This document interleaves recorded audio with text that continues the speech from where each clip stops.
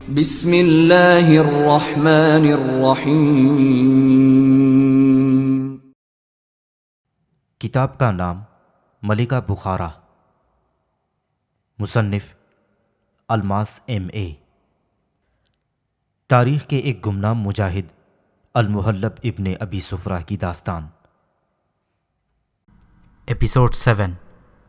فرفوس اپنے آقا کا حد درجے وفادار تھا اور اس کے حکم پر جان بھی دے سکتا تھا۔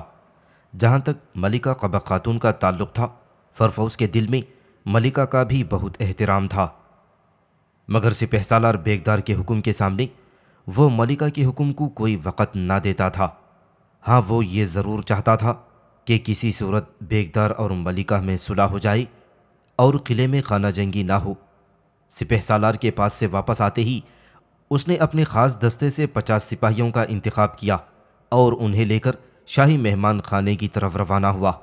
مہمان خانے پر ملکہ کے محافظ دستے کے 15 چاقو چوبند سپاہی بڑی ہوشیاری سے پہرا دے رہے تھے۔ فرفوس اپنے آدمیوں کو مہمان خانے سے کچھ دور کھڑا کر کے تنہا ادھر چلا۔ فرفوس کو آتا دیکھ کر پہرے دار چوکنا ہو گئے۔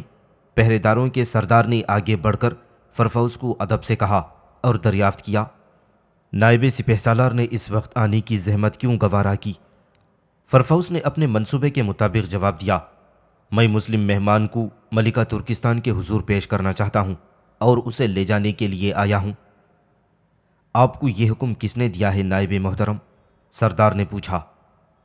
مجھے ملکہ ترکستان نے بھیجا ہے، مگر آپ کے ساتھ ہمارے سردار اعلیٰ کیوں نہیں آئے؟ میں نہیں جانتا کہ وہ کیوں نہیں آئے۔ معزز نائب، میرے سردار اعلیٰ نے حکم دیا ہے کہ جب تک وہ خود یہاں تشریف نہ لائیں اس وقت تک ہم مہمان خانے اور مہمان کی حفاظت کرتے رہیں۔ کیا تم مجھے نہیں جانتے؟ فرفوس نے قدرے سخت لہجے میں کہا۔ میں آپ کو اچھی طرح جانتا ہوں محترم نائب سپہ سالار فرفوس بہادر، اس نے نہایت ادب اور نرمی سے جواب دیا۔ پھر میں تمہیں حکم دیتا ہوں کہ میرے سامنے سے ہٹ جاؤ۔ فرفوس کا لہجہ اور زیادہ سخت ہو گیا۔ مجھے افسوس ہے کہ میں یہ آپ کا حکم نہیں مان سکتا۔ اس کے منہ سے اتنا ہی نکلا تھا کہ فرفوس نے بجلی جیسی پھرتی سے کمر سے خنجر کھینچ کر محافظ سردار کے سینے میں اتار دیا، پھر خنجر کمر میں لگا کر تلوار کھینچ لی۔ اس دوران فرفوس کے دور کھڑے آدمی تیزی سے بھاگتے ہوئے آئے اور مہمان خانے کے محافظوں پر ٹوٹ پڑے۔ اب 1 اور 3 کا مقابلہ تھا۔ فرفوس کے 50 سپاہی تھے اور ملکہ کے محافظوں کی تعداد صرف 15 تھی، جن میں سے ان کا سردار فرفوس کے خنجر سے شدید زخمی ہو کر زمین پر گر چکا تھا۔ ملکہ کے محافظوں نے جان توڑ کوشش کی کہ فرفوس کے آدمیوں کو پسپا کر دیں، مگر فرفوس نے بہترین سپاہیوں کا انتخاب کیا تھا، اس لیے تھوڑے ہی مقابلے کے بعد ملکہ کے محافظ زخمی ہو کر زمین پر گرنے لگے تھے۔ ادھر فرفوس تلوار کھینچے ہوئے مہمان خانے میں داخل ہو گیا۔ سعد گھبرایا ہوا کھڑا تھا، اس کی سمجھ میں کچھ بھی نہ آ رہا تھا۔ فرفوس تلوار کھینچے اندر آیا تو سعد نے کمر میں لگا خنجر کھینچ لیا۔ فرفوس نے کہا، یقین کریں کہ آپ کو کوئی تکلیف نہیں پہنچائی جائے گی۔ ملکہ ترکستان نے مہمان خانے کو محفوظ نہ سمجھتے ہوئے مجھے یہ حکم دیا ہے کہ آپ کو ایک محفوظ جگہ منتقل کر دیا جائے۔ آپ کے پہرے داروں کے ارادے نیک نہیں تھے، اس لیے ان سب کو قتل کر دیا گیا۔ براہ کرم آپ میرے ساتھ تشریف لائیے تاکہ آپ کو محفوظ جگہ پہنچا دیا جائے۔ فرفوس کی اس طویل گفتگو کے دوران 8-10 آدمی تلواریں کھینچے مہمان خانے میں داخل ہو گئے تھے۔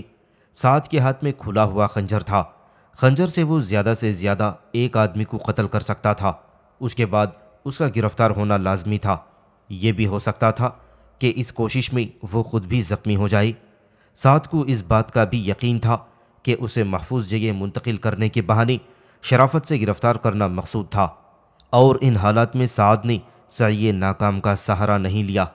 سعد نے خنجر دوبارہ کمر سے لگا لیا اور ان کے ساتھ جانے پر اپنی آمادگی ظاہر کر دی۔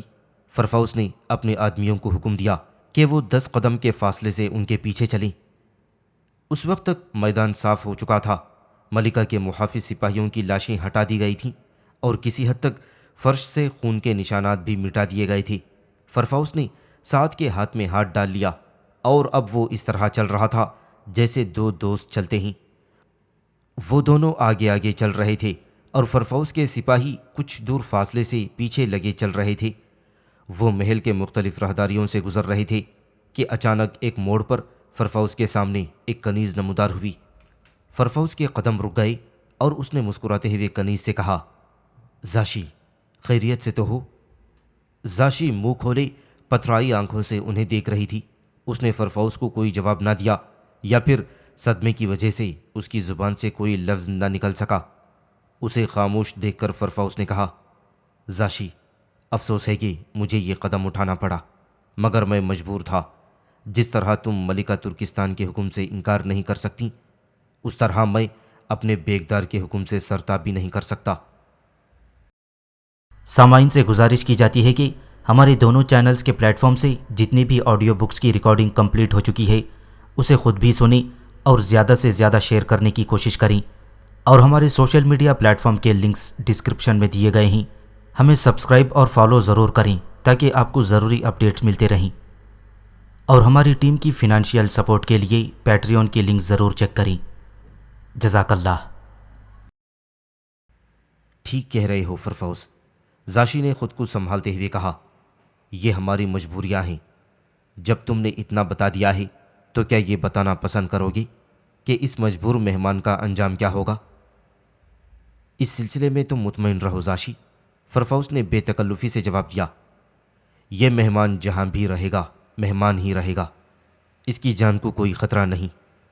اتنا کہہ کر فرفوس نے قدم آگے بڑھا دیے۔ اس کی نظریں سعد پر لگی ہوئی تھیں۔ فرفوس چند قدم چل کر رک گیا اور پلٹ کر بولا، زاشی، میرا خیال ہے کہ تم میرے تعاقب کی کوشش نہیں کرو گی۔ فرفوس، زاشی نے بڑی تمکینت سے کہا، تم جانتے ہو کہ میں ایسی ذلیل حرکتیں نہیں کیا کرتی، پھر تم نے مجھے قیدی کی زندگی کا یقین بھی دلا دیا ہے۔ ٹھیک یقین دلایا ہے، فرفوس نے کہا، تم چاہو تو میری بات پر یقین کر سکتی ہو۔ ایسے مہمان تو شطرنج کے قیمتی مہروں کا کام کرتے ہیں۔ فرفوس سعد کو لیے ہوئے آگے بڑھ گیا اور زاشی رخ موڑ کر بھاگم بھاگ ملکہ کے حضور پہنچی۔ ملکہ حضور، غضب ہو گیا، زاشی نے ہامتے ہوئے کہا۔ ملکہ قبق خاتون چونک پڑی۔ وہ حالات سے پہلے سے ہی پریشان تھی، زاشی نے اسے اور پریشان کر دیا تھا۔ کیا ہوا زاشی؟ ملکہ نے پشمردہ آواز میں کہا، میرے مصائب پہلے ہی کیا کم ہیں کہ تم ان میں اور اضافہ کر رہی ہو؟ میں کیا کروں؟ زاشی سانس سنبھالتے ہوئے بولی، ان آنکھوں نے جو دیکھا اور کانوں نے جو سنا ہے، اگر وہ بیان نہ کروں تو میں نمک حرام کہلاؤں اور حضور کی نظروں سے گر جاؤں۔ اب بتاؤ بھی، ملکہ نے سانس لے کر کہا، میں نے اپنا دل پتھر کر لیا ہے۔ بیگدار کی بغاوت اور غداری سے بڑی اور کون سی مصیبت ہو سکتی ہے؟ اسی سلسلے کی یہ بھی ایک کڑی ہے ملکہ حضور، زاشی نے ملکہ کے قدموں میں بیٹھتے ہوئے کہا۔ میں بڑی راہداری سے گزر رہی تھی کہ سامنے سے فرفوس آ گیا، وہی بیگدار کا نائب جس نے قبالہ چے کی تلوار سے تلوار ملائی تھی۔ ہاں، کچھ آگے بھی بتاؤ گی؟ ملکہ کی پریشانی بڑھتی جا رہی تھی۔ زاشی نے دھیمی آواز میں کہا، سعد خیریت سے ہیں، مگر انہیں مہمان خانے سے ہٹا دیا گیا ہے۔ کس نے ہٹایا ہے؟ ملکہ اٹھ کھڑی ہو گئی۔ یہ سب بیگدار نے کیا ہوگا۔ شاید، زاشی نے مردہ آواز میں کہا۔ فرفوس سعد کے ہاتھ میں ہاتھ ڈالے چل رہا تھا اور اس کے پیچھے شاہی فوج کے 15-20 مسلح سپاہی تھے۔ ملکہ نے انگلیاں چٹکاتے ہوئے پوچھا، تم نے فرفوس سے بات کی تھی؟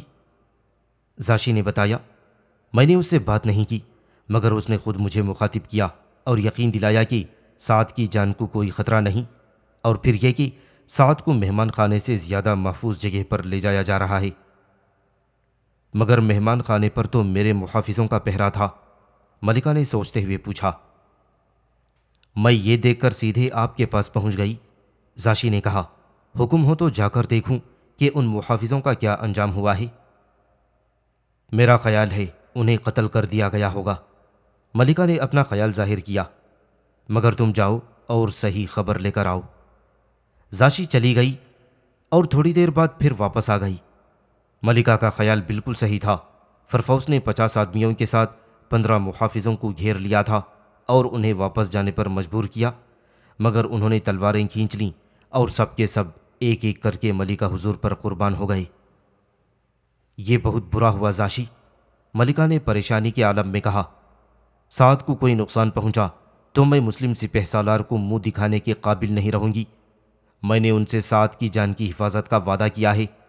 زاشی، ذرا معلوم تو کرو کہ سعد کو کہاں رکھا گیا ہے۔ زاشی نے کھڑے ہوتے ہوئے کہا، انہیں کہیں بھی رکھا گیا ہو مگر میں انہیں ڈھونڈ نکالوں گی۔ تمہاری زبان مبارک ہو، ملکہ نے کہا۔ ملکہ کی بات ختم ہوئی کہ دوسری کنیز نے اندر آ کر بتایا کہ وزیر اعظم ملاقات کے خواہش مند ہیں۔ ملکہ اور زاشی نے ایک دوسرے کا منہ دیکھا۔ وزیر اعظم کے لیے یہ مشہور ہو گیا تھا کہ انہوں نے ملکہ کا ساتھ چھوڑ دیا ہے اور آج کل ان کا اٹھنا بیٹھنا سپہ سالار بیگدار کے ساتھ ہے۔ ملکہ نے زاشی سے پوچھا، تیرا کیا خیال ہے زاشی؟ وزیر اعظم تو ہمارے خلاف ہو گئے ہیں۔ زاشی نے مشورہ دیا، ملکہ حضور، دشمن بھی گھر پر آئے تو اس سے اچھا سلوک کرتے ہیں۔ سیاست میں ہر وقت مہرے بدلتے رہتے ہیں۔ اگر وزیر اعظم آپ سے کٹ کر سپہ سالار کے پاس جا سکتے ہیں تو اسے چھوڑ کر واپس بھی آ سکتے ہیں۔ میرا بھی یہی خیال ہے۔ پھر ملکہ نے کنیز سے کہا، وزیر اعظم کو عزت سے اندر لاؤ۔ وزیر اعظم سر جھکائے شرمندہ شرمندہ سے اندر آ گئے اور ملکہ کو سلام کر کے کھڑے ہو گئے۔ ملکہ نے کہا، آپ کھڑے کیوں ہیں؟ تشریف رکھیے۔ وزیر اعظم بیٹھ گئے۔ انہوں نے سر جھکاتے ہوئے کہا، مجھے اپنی غلطی کا اعتراف ہے ملکہ ترکستان، امید ہے آپ مجھے معاف فرمائیں گی۔ سلطنت سوغد کے بارے میں میرے بڑے بڑے خواب تھے۔ میں نے سوچا تھا کہ شاید میرے خواب کی تعبیر سپہ سالار بیگدار کے پاس ہے، مگر میں جب اس سے ملا تو مجھے معلوم ہوا کہ اس کے ارادے نیک نہیں ہیں۔ وہ صرف ملکہ ترکستان کو تخت و تاج سے محروم کر کے سوغد کا بادشاہ بننا چاہتا ہے۔ میری امیدیں ٹوٹ گئی ہیں۔ میں آپ کے پاس آیا ہوں، آپ مجھے معاف کر دیجئے اور سلطنت کے کام کرنے کی اجازت مرحمت فرمائیے۔ بزرگ محترم، ملکہ ترکستان نے جواب دیا، میں جانتی ہوں جنگ میں ہر حربہ جائز ہوتا ہے۔ آپ نے بیگدار کو مجھ سے بہتر سمجھا، اس کے پاس چلے گئے۔ ظاہر ہے کہ آپ کی میرے ساتھ وفاداری میں فرق آ گیا ہے۔ اب پھر آپ واپس آئے ہیں۔ میں آپ کو خوش آمدید کہتی ہوں، مگر میں بھی انسان ہوں۔ مجھے کچھ وقت دیجیے، میں آپ کے بارے میں کسی نتیجے پر پہنچوں۔ آپ نے بالکل صحیح فیصلہ کیا ہے ملکہ ترکستان، وزیر اعظم نے کہا۔ آپ مجھے ضرور آزمائیے۔ اگر آپ مجھے وفادار پائیں تو ٹھیک ہے، ورنہ میں بخارا کو ہمیشہ کے لیے چھوڑ کر چلا جاؤں گا۔ میں اسی لیے حاضر ہوا تھا، آپ مجھے اجازت دیجیے۔ ملکہ نے کہا، آپ دل چھوٹا نہ کریں، آپ کی پچھلی خدمات میرے سامنے ہیں۔ ملکہ نے وزیر اعظم کو مطمئن کر کے واپس کر دیا۔ وزیر اعظم کے جانے کے کچھ دیر بعد زاشی آ گئی۔ ملکہ نے پر امید نگاہوں سے زاشی کو دیکھا تو زاشی نے گھبرا کر اپنی نظریں جھکا لیں۔ ملکہ نے کہا، زاشی، میں جانتی ہوں کہ تمہیں سعد کی تلاش میں ابھی تک کامیابی نہیں ہوئی، کیوں یہی بات ہے نا؟ زاشی نے ٹھنڈی سانس لے کر کہا، ملکہ حضور، ہزار کوششوں کے باوجود بھی میں اب تک کچھ معلوم نہ کر سکی، لیکن زاشی کہتے کہتے رکی تو ملکہ نے کہا، خاموش مت رہو زاشی، جو کہنا چاہتی ہو صاف صاف کہو، میں ہر خبر سننے کے لیے تیار ہوں۔ اب تو میں مشکلات میں اس قدر گھر چکی ہوں کہ کسی طرف امید کی ایک کرن بھی نہیں دکھائی دیتی۔ حوصلہ رکھیے ملکہ حضور۔ زاشی خود بھی ٹوٹ پھوٹ گئی تھی، مگر اس نے بڑے تحمل سے ملکہ کو حوصلہ دیا۔ میں بھی آپ کی طرح ایک عورت ہوں اور آپ کے دل کا حال جانتی ہوں۔ میں نے تمام شاہی محلات چھان مارے ہیں، مگر اب تک سعد کا پتہ نہیں چل سکا۔ پھر بھی میں نا امید نہیں ہوں۔ اگر فرفوس نے اسے پاتال میں بھی چھپایا ہوا ہے تو میں وہاں تک پہنچ جاؤں گی۔ کاش تم کامیاب ہو، ملکہ نے ایک آہ بھر کر کہا۔ زاشی کو محسوس ہوا کہ ملکہ کی حالت بگڑ رہی ہے۔ اس نے آگے بڑھ کر ملکہ کو سہارا دیا، پھر اس نے آواز دے کر باہر سے کنیز کو بلوایا اور اسے تاکید کی کہ ملکہ کو مکمل آرام کرنے کی ضرورت ہے۔ جو بھی ملاقات کے لیے آئے اسے کہہ دیا جائے کہ ملکہ آرام فرما رہی ہیں۔ کنیز کو ہدایات دے کر زاشی باہر چلی گئی۔ قلعہ بخارا کے اندر سازشیں اور ریشہ دیوانیاں اپنے عروج پر تھیں اور باہر لشکر اسلام قلعے کا محاصرہ کیے پڑا تھا۔ جوں جوں دن گزرتے جا رہے تھے، سپہ سالار کی بے چینی بڑھتی ہی جا رہی تھی۔ ملکہ بخارا سے ان کا کوئی رابطہ نہ تھا۔ ملکہ کی کنیز زاشیکو سپہ سالار کے پاس آئے ہوئے 8 دن سے زیادہ گزر چکے تھے۔ سپہ سالار سعید بن عثمان کو اپنے بھائی کی طرف سے بھی فکر تھی، مگر وہ قلعے پر حملہ بھی نہیں کر سکتا تھا۔ اس نے قلعے والوں کو 3 ہفتے کا وقت دے دیا تھا۔ قلعہ بخارا کے اندر ملکہ بخارا کی مشکلات میں روز بروز اضافہ ہو رہا تھا۔ ایک دن وہ بہت زیادہ تنگ آ گئی تو اس نے دربار خاص منعقد کرنے کا حکم دے دیا۔ اعلان ہوتے ہی سپہ سالار، وزیر اعظم اور دوسرے تمام سردار اور معززین قلعہ دربار خاص میں حاضر ہو گئے۔ ملکہ دربار میں سیاہ لباس پہن کر آئی۔ یہ لباس ہر مذہب اور ہر قوم میں عام طور سے اظہار غم کی علامت سمجھا جاتا ہے، مگر اس لباس میں خواتین کا حسن اور زیادہ اجاگر ہو جاتا ہے۔ چنانچہ جب ملکہ ماتمی لباس میں دربار ہال میں داخل ہوئی تو ایک جھماکہ سا ہوا اور یوں معلوم ہوا جیسے بدلی سے چاند آ گیا ہو۔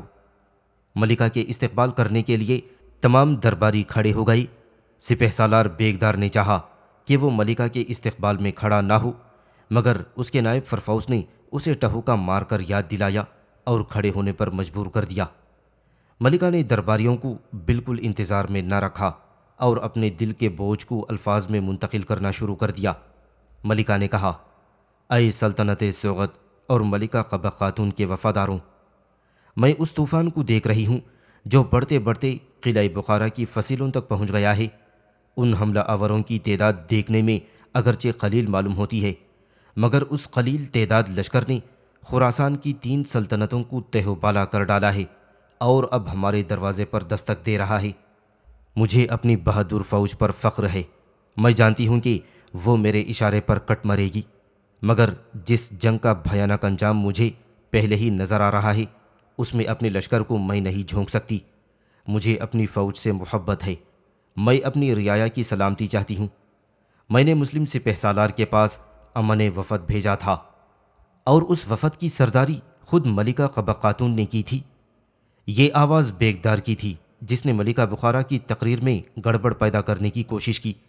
سپہ سالار کی آواز پر لوگوں نے چونک کر ایک دوسرے کو دیکھا، مگر ان کی مگویاں شروع ہونے سے پہلے ہی ملکہ بخارا نے پوری آواز سے بیگدار کو جواب دیا، ہاں میرے وفاداروں، اس امن وفد کی سرداری تمہاری ملکہ قبہ خاتون نے کی تھی۔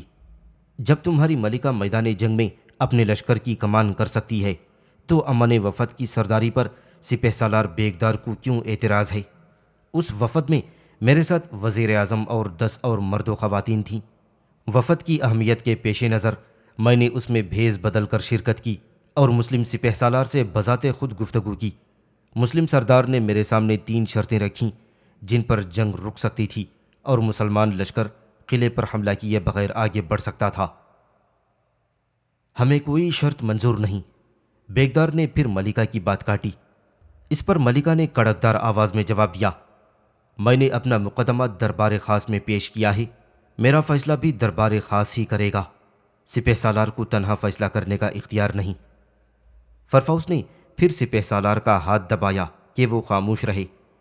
جب کسی بھی طرف سے کوئی آواز نہ آئی تو ملکہ نے اپنی بات آگے بڑھائی اور اس نے کہا، مسلمان سپہ سالار کی پہلی شرط یہ ہے کہ ان کا لشکر قلعے پر حملہ نہیں کرے گا۔ اگر اسے ایک معمولی رقم جزیے کے طور پر سالانہ ادا کرنے کا وعدہ کیا جائے، یہ سالانہ رقم اس قدر کم ہوگا جس کا تصور بھی نہیں کیا جا سکتا۔ اس کے بدلے میں نہ صرف مسلمان لشکر جنگ سے باز رہے گا، بلکہ وہ ہماری سلطنت کی حفاظت کا بھی ذمہ دار ہوگا اور دوسرے حملہ آوروں کے خلاف ہماری حفاظت کرے گا۔ مسلم سپہ سالار نے اس بات کا بھی اعلان کیا ہے کہ وہ سلطنت سوغد کے کسی معاملے میں دخل نہیں دیں گے، نہ ان کی سرحدوں میں کمی بیشی کریں گے۔ دوسری صورت یہ ہے کہ ہم اپنا مذہب چھوڑ کر ان کا مذہب اختیار کر لیں۔ اس شرط سے میں نے ان کے سامنے ہی انکار کر دیا اور اس پر غور کرنے کا وعدہ تک نہیں کیا۔ ان کی تیسری اور آخری شرط یا صورت یہ تھی کہ پھر جنگ سے فیصلہ ہوگا۔ میں نے ان سے جزیے کی شرط پر صلح مشورہ کرنے کا وعدہ کیا تھا اور ان سے 3 ہفتے کا وقت مانگا ہے، مگر میں دیکھ رہی ہوں کہ ہمارے سپہ سالار اپنی 1,20,000 فوج کے زعم میں جنگ کا نعرہ بلند کر رہے ہیں۔ میں انہیں بتانا چاہتی ہوں کہ جنگ کا فیصلہ فوجوں کی تعداد سے نہیں ہوتا بلکہ لڑنے والوں کے جذبے سے ہوتا ہے۔ بے شک ہمارے پاس کثیر تعداد میں فوج موجود ہے، مگر مسلمان لشکر کے ساتھ نصرت اور فتح کی دیوی ہے جو انہیں ہر میدان میں فتح دلا رہی ہے۔ اس لیے میں چاہتی ہوں کہ آپ لوگ رضامند ہوں تو جزیے کے بارے میں غور کیا جائے۔ سپہ سالار بیگدار نے کھڑے ہو کر صاف الفاظ میں کہا، میں اپنی بہادر فوج کی طرف سے اعلان کرتا ہوں کہ ہمیں حملہ آوروں کی پہلی دونوں شرطیں منظور نہیں، نہ ہم انہیں جزیہ دے کر ان کے غلام بننا چاہتے ہیں اور نہ ہی ہم اپنے باپ دادا کا مذہب چھوڑ کر جہنم جانا چاہتے ہیں۔ رہی تیسری صورت یعنی جنگ، تو مجھے اپنی 1,20,000 افواج پر فخر ہے اور ہم میدان میں نکل کر حملہ آوروں کا مقابلہ کر سکتے ہیں۔ میں سب کو یقین دلاتا ہوں کہ میری فوج میں اس قدر طاقت موجود ہے کہ وہ مسلمان لشکر کو شرکت سے دوچار کر دے گی۔ بیگدار، ملکہ چیخ پڑی، یہ تم بار بار میری فوج کی کیا رٹ لگا رہے ہو؟ تم فوج کے مالک کب سے ہو گئی؟ تم میری سلطنت کے ملازم ہو اور فوج سلطنت سوغت کے ماتحت ہے جس کی میں ملکہ ہوں۔ میں تمہیں خبردار کرتی ہوں کہ تم اپنی ضد سے باز آ جاؤ اور صلح کی گفتگو شروع کرو، ورنہ میں اعلان کرتی ہوں کہ اگر آئندہ 4 دن کے اندر اندر سپہ سالار یا فوج نے حملہ آوروں سے صلح کا فیصلہ نہ کیا تو میں یعنی ترک ملکہ قبا خاتون سلطنت سوغت کے تخت و تاج سے بردار ہو کر گوشہ نشین ہو جائے گی، پھر تمہارا جو جی چاہے وہ کرتے پھرنا۔ اس کے ساتھ ہی ملکہ نے دربار خاص برخاست کر دیا۔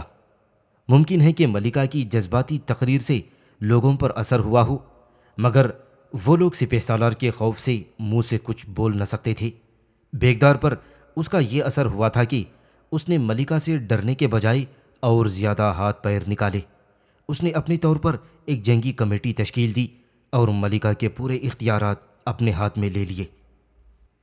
دوسرے سپاہی اور درباری اس وقت تک تو خاموش رہے اور سپہ سالار کے خلاف بولنے کی کسی میں ہمت نہ ہوئی، مگر اس دن عوام کی تیوریوں پر بل پڑ گئے جب سپہ سالار بیگدار نے ملکہ ترکستان کے محافظ دستوں کو غیر مسلح کرنے کا حکم دے دیا۔ سپہ سالار بیگدار کا یہ حکم زبانی تھا جسے اس نے اپنے نائب فرفوس کے ذریعے ملکہ کے محافظ دستوں کے سردار اعلیٰ کے پاس بھجوایا۔ فرفوس جب سردار اعلیٰ کے پاس پہنچا تو سردار اعلیٰ نے یہ سوچتے ہوئے کہ فرفوس نائب سپہ سالار ہے اس کی تعظیم کی اور خوش آمدید کہا۔ نائب سپہ سالار نے کس لیے تکلیف فرمائی؟ محافظ دستے کے سردار اعلیٰ نے دریافت کیا۔ اس پر فرفوس نے بغیر کسی تمہید کے کہا، سپہ سالار سلطنت سوغت نے حکم دیا ہے کہ ملکہ ترکستان قبا خاتون کے محافظ دستوں کو غیر مسلح کر دیا جائے۔ سردار اعلیٰ کو یہ سن کر غصہ آ گیا، مگر اس نے تحمل کا مظاہرہ کرتے ہوئے نرمی سے جواب دیا، شاید نائب کو یہ نہیں معلوم کہ ملکہ کے محافظ دستے براہ راست ملکہ ترکستان کے ماتحت ہیں اور وہ صرف ملکہ ترکستان کو جواب دہ ہیں۔ اس پر فرفوس نے ذرا تلخ لہجے میں کہا، اور شاید سردار اعلیٰ کو یہ معلوم نہیں کہ سپہ سالار بیگدار سلطنت سوغت کی تمام افواج کے حاکم اعلیٰ ہیں اور ان کا حکم ماننا ہر اس شخص پر فرض ہے جو اپنے آپ کو سپاہی یا سردار سمجھتا ہے۔ سردار اعلیٰ نے دیکھا کہ اس طرح تلخی میں اضافہ ہوگا، اس لیے اس نے مختصراً کہا، نائب محترم، میں آپ سے بحث نہیں کرتا، صرف یہ کہتا ہوں کہ مجھے صرف ملکہ ترکستان کا حکم ماننا ہے۔ آپ ملکہ کا حکم لے آئیے، میں اسی وقت تمام محافظ دستوں کو ہتھیار اتار دینے کا حکم دے دوں گا۔ فرفوس اور بگڑ گیا اور سخت لہجے میں بولا، سردار اعلیٰ کو یہ یاد رکھنا چاہیے کہ میں اس ہستی کا حکم نامہ لے کر آیا ہوں جس کے قبضے میں اس وقت 1,20,000 کا ترک لشکر موجود ہے، اور اگر وہ چاہے تو 10,000 کے محافظ دستوں کو 1 منٹ میں ملیا میٹ کر سکتا ہے۔ آپ کچھ بھی فرمائیں نائب محترم، سردار اعلیٰ نے جواب دیا، لیکن محافظ دستوں کو صرف ملکہ ترکستان ہی غیر مسلح کر سکتی ہے، اور اگر کسی طرف سے زبردستی کی گئی تو 10,000 تلواریں اپنا فرض ادا کریں گی۔ اس پر نائب سپہ سالار جو بہت اکڑتا ہوا آیا تھا وہ پیر پٹکتا واپس ہو گیا۔ ادھر سردار اعلیٰ نے فرفوس کے جانے کے بعد فوراً شاہی محل کا رخ کیا اور ملکہ سے فوری طور پر ملاقات کی درخواست کی۔ ملکہ کا واحد سہارا یہی دستے رہ گئے تھے۔ اس نے فوراً سردار اعلیٰ کو طلب کر لیا۔ کیا بات ہے؟ ہمارے محافظ دستوں کے سردار اعلیٰ کچھ پریشان نظر آ رہے ہیں۔ ملکہ نے سردار اعلیٰ سے دریافت کیا۔ سردار اعلیٰ سے زیادہ وہ خود پریشان ہو رہی تھی، لیکن اس نے خود پر قابو رکھا ہوا تھا۔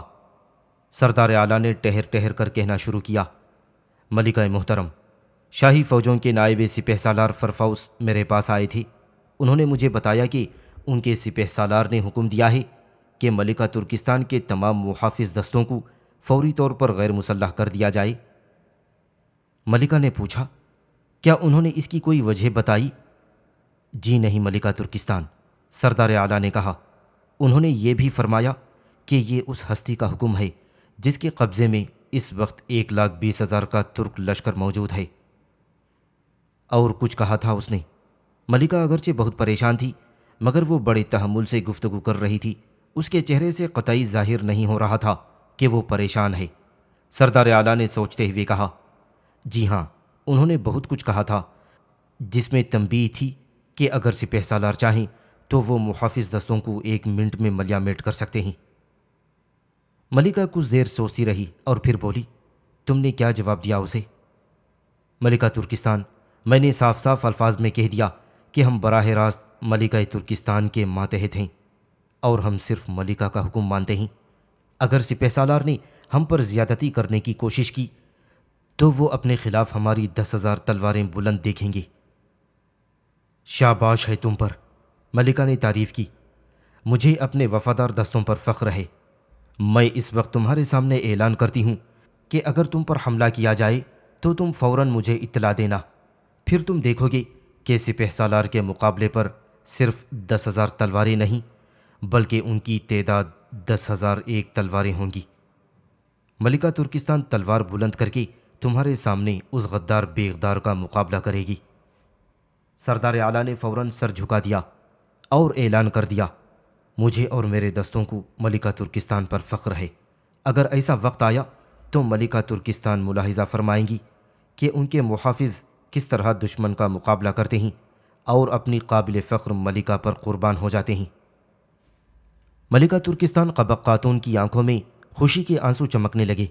اسی شام ملکہ ترکستان نے وزیر اعظم کو بلوانے ایک کنیز روانہ کی۔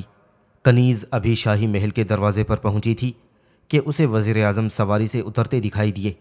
کنیز نے آگے بڑھ کر وزیر اعظم کو تعظیم پیش کی اور عرض کیا، ملکہ بخارا آپ کو یاد کر رہی ہیں، میں آپ کو بلانے جا رہی تھی۔ چلو اچھا ہوا تم جانے کی زحمت سے بچ گئیں، وزیر اعظم نے جواب دیا۔ خیریت تو ہے؟ ملکہ کے مزاج تو اچھے ہیں، کنیز نے بتایا۔ ملکہ آج کل نہایت خاموش رہتی ہیں۔ ابھی محافظ دستوں کے سردار اعلیٰ آئے تھے، ان سے دیر تک گفتگو کرتی رہی تھیں، پھر آپ کو بلوانے کا حکم دیا گیا۔ اچھا تو بات یہاں تک پہنچ چکی ہے، یہ کہتے ہوئے وزیر اعظم کنیز کے پیچھے چلنے لگے۔ ملکہ کے خاص کمرے میں پہنچ کر کنیز نے وزیر اعظم کو انتظار کا اشارہ کیا اور خود اندر چلی گئی۔ ملکہ اسے دیکھ کر چونکی اور پھر بولی، تو وزیر اعظم کو بلانے گئی تھی؟ میں انہیں لے کر واپس آئی ہوں، باہر کھڑے ہیں، اجازت دیجیے تو لے آؤں، کنیز نے جواب دیا۔